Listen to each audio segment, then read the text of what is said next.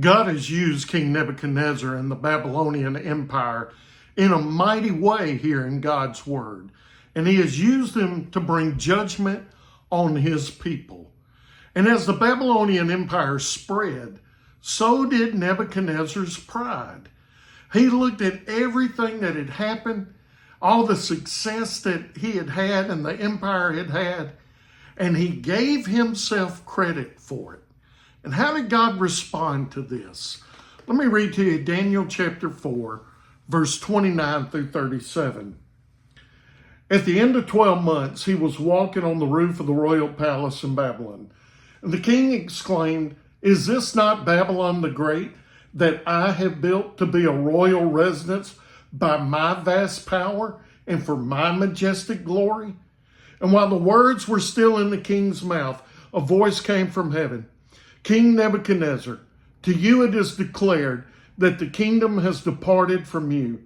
You will be driven away from people to live with wild animals, and you will feed on grass like cattle for 7 periods of time, until you acknowledge that the Most High is ruler over human kingdoms, and he gives them to anyone he wants."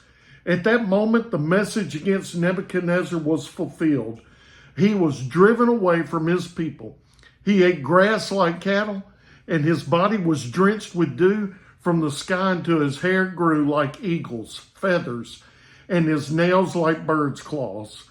But at the end of those days, I, Nebuchadnezzar, looked up to heaven, and my sanity returned to me.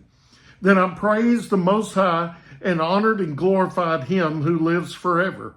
For his dominion is an everlasting dominion, and his kingdom is from generation to generation. All the inhabitants of the earth are counted as nothing, and he does what he wants with the army of heaven and the inhabitants of the earth. There is no one who can block his hand or say to him, "What have you done?" At that time, my sanity returned to me, and my majesty and splendor returned to me for the glory of my kingdom. My advisors and my nobles sought me out. I was reestablished over my kingdom, and even more greatness came to me.